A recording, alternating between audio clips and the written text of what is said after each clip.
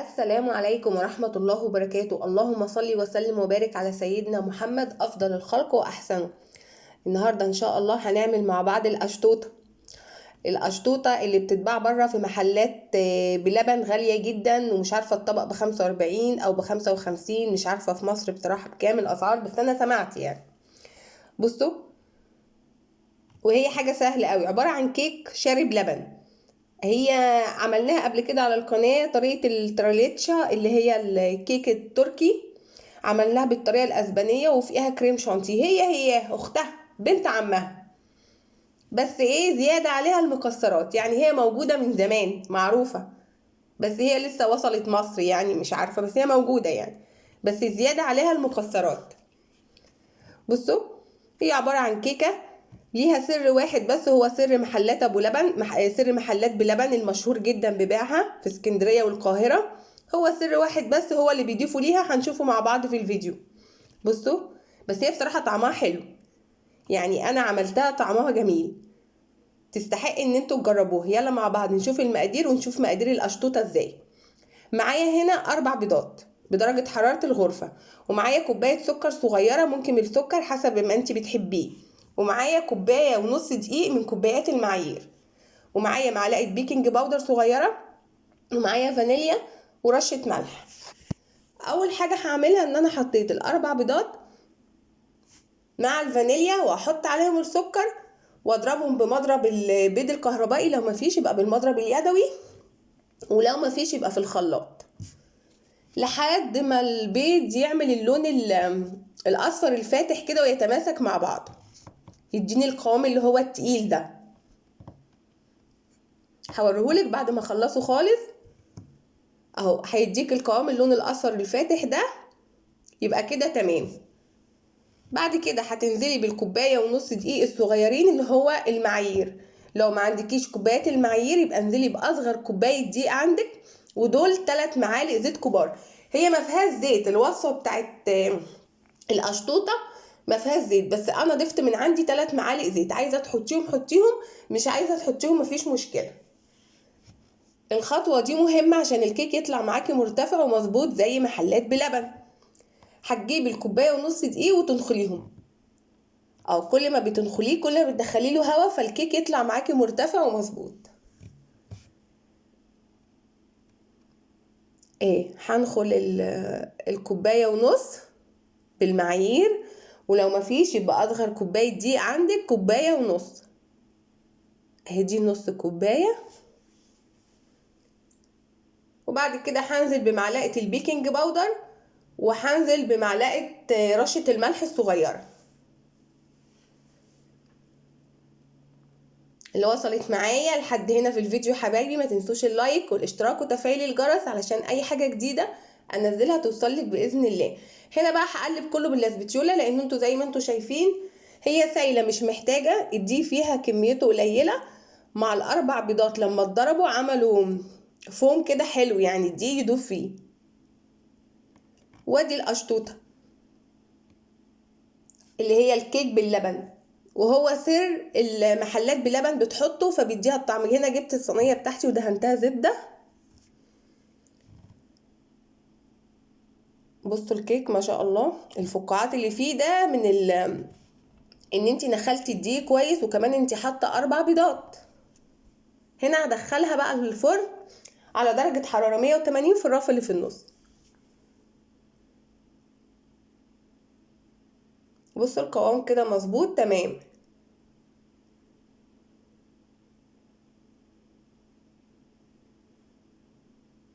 بصوا بعد كده ههز الصينيه هزتين كده، بس متهزهاش جامد لا تتكسر، لحد ما تعمل معاكي فقاعات، او بعصايه الشيش طاووق تقعدي تقلبي فيها.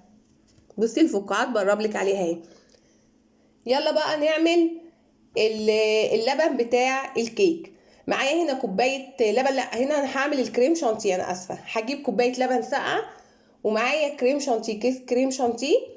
عايزه تحطي انتي سكر عليه حطي، انا مش بحب احط عليه سكر لان الكيك فيه سكر، فهكتفي بس بكوبايه الميه الساقعه مع كيس الكريم شانتيه، وهضربهم بالمضرب الكهربائي. وفي بقى انا حاجه بحب اضيفها للكريم شانتيه بيديها طعم، 3 معالق او معلقتين كريمه حلويات. لو ما عندكيش كريمه حلويات خلاص مش مشكله، بس هي بتديها الشكل الكريمي كده زي الجاتو، زي محلات الجاتو كده لما بتلاقي الكريم شانتيه عندهم مختلف وطعمه مختلف. عندك معلقتين كريمه حلويات حطي، ما عندكيش خلاص. انا بحب اضيفها بيديها الشكل الكريمي قوي. هنا بقى هنعمل اللبن بتاع القشطوطه. سر بقى المحلات ان هما بيحطوا قشطه مع اللبن، ولازم اللبن بتاعك يبقى كامل الدسم، او الحليب بيتقال عليه في الدول العربيه حليب، لازم يكون كامل الدسم. وبيحطوا عليه 4 معالق قشطه او 5 معالق قشطه. انا ما عنديش قشطه فاستبدلتها بالكريمه اللباني. يبقى لو عندك حليب كامل الدسم بتحطي عليه 4 أو 5 معالق قشطه. ما عندكيش قشطه بتستبدليها بالكريمه اللباني زي ما انا عملت. هو ده سر محلات بلبن. هنا بعد ما طلعت الكيك من الفرن هبتدي اخرمها بعصايه الشيش طاووق عشان لما انزل اللبن فيها.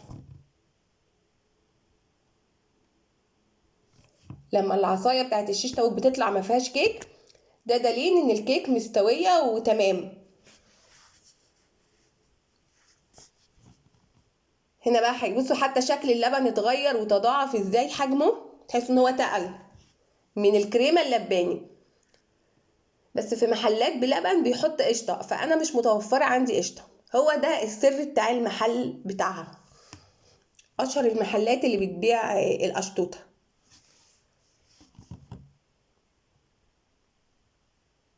طبعا كده انا هسيبها في التلاجة يجي 10 دقايق لحد ما تتشرب اللبن ده بالقشطه بالكريمه اللباني عشان يبقى فيها الطعم. بعد ما بتعملي حركه اللبن دي بتدخليها التلاجة 15 دقيقه. بعد كده بصوا بقى الكريم شانتيه، عشان انا حاطه عليه كريمه الحلويات، جبنه الحلويات، تحسي ان هو تقيل زي بتاع المحلات الحلواني كده، تحسي ان هو اتقل والطعم بتاعه كمان بيبقى احسن. لو توفرت عندك جبنه الحلويات يبقى تمام، ما توفرتش عندك مفيش مشكله. هنا بقى دي الشكل اللي هو بيبقى بره في محلات بلبن. طبعا انا مش هظبطها زيهم، هو اكيد بيبقى ماكينات يعني، بس هحاول يعني على قد ما اقدر ان انا اعمل الشكل المضلع اللي هي بتتباع في محلات بلبن. واهو عملتيها في البيت ما خدتش منك حاجه، وتقريبا بتتباع ب55 او ب45، مش عارفه. انا اتقال لي ان هي بتتباع في مصر واسكندريه الطبق ب45 او ب55، هما تقريبا مغلينه عشان المكسرات.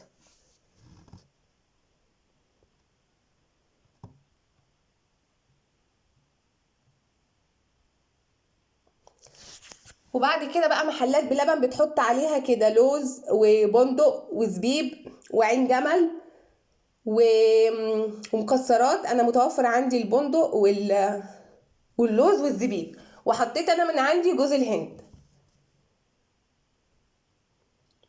وزي ما زي ما انا وريتها لكم يا حبايبي في اول الفيديو، عشان في ناس بتقول لما الكيك ينزل عليه لبن فهيبقى طري وهيتهري. لا، انا اتعمدت اوريها لك في اول الفيديو، قطعتها ووريتها لك من جوه، ولا هي اتهرت ولا هي دايبه ولا اي حاجه. طبعا بعد ما بتخلصي كده بتدخليها برضو التلاجة ساعة، وبعد كده بتقطعيها وتقدميها. بصوا هي محلات بلبن بتحط عليها المكسرات كده، بس هي طعمها جميل وتستاهل ان انتوا تجربوها. وبالهنا والشفا يا حبايبي للي يعمل القشطوطه. ما تنسوش اللايك والاشتراك في القناه وتفعيل الجرس.